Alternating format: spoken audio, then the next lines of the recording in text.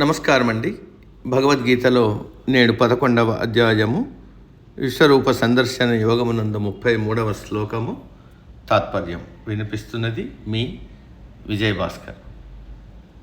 తస్మాత్వముత్తిష్ట యశో లభస్వ జిత్వా శత్రూన్ భుంక్ష్వ రాజ్యం సమృద్ధం మయైవేతే నిహతాః పూర్వమేవ నిమిత్తమాత్రం భవ సవ్యసాచిన్.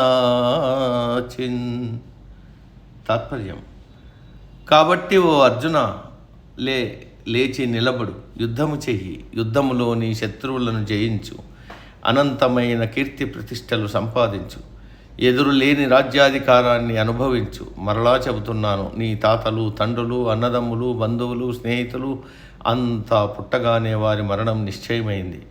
అందరూ ఈ యుద్ధంలో చావాలని నిర్ణయించబడింది. దానిని నీవు తప్పించలేవు. వీరిని నీవు చంపకపోయినా యుద్ధం ఆగదు.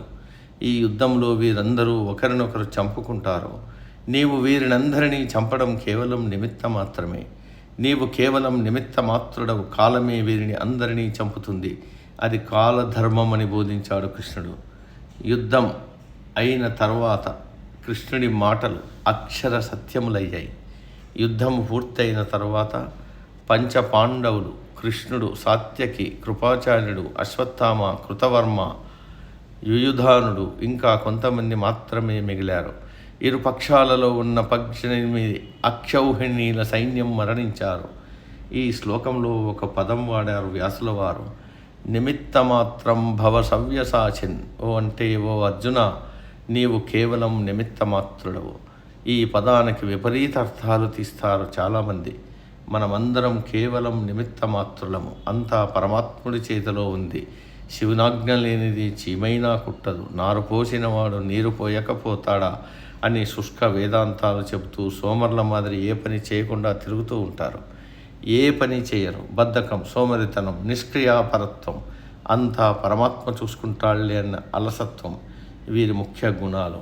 మరికొంతమంది అంతా విధిలీలంటూ వీరు చేసే అవభ్రంశపు పనులన్నీ విధి మీద తోసేస్తారు. ఇటువంటి వారంతా వేదాంతాన్ని, శాస్త్రాలను తమకు అనుకూలంగా మలుచుకుంటున్నారు తప్ప వీరికి శాస్త్రజ్ఞానం లవలేశం కూడా ఉండదు. నిమిత్త మాత్రం అంటే ఆ అర్థంలో తీసుకోకూడదు. మన కర్తవ్యం మనం నిర్వర్తించాలి. ఫలితం కోసం ఆశించకూడదు. ఏ ఫలితం వచ్చినా ఈశ్వర ప్రసాదంగా స్వీకరించాలి.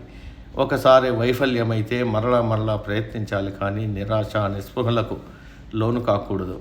కర్తవ్యనిష్ట ముఖ్యము. ఏ పని చేసినా మనసు మాత్రం భగవద్ధ్యానంలో ముడిపడి ఉండాలి. అటువంటప్పుడు నీవు అధర్మ కార్యాలు చేసే ప్రసక్తి లేదు. తెలియకుండా పొరపాటున చేసిన ఆ కర్మలకు పొందిన పాప పుణ్యాలు నీకంటవు. నీవు చేసిన ప్రతి మంచి పనికి తగిన ఫలితం తప్పకుండా లభిస్తుంది. ఆ పదాలను మనం ఇలా అర్థం చేసుకోవాలి. సమాప్తం. సర్వే జన సుఖినో భవంతు. అందరూ బాగుండాలి. అందులో మనం ఉండాలి.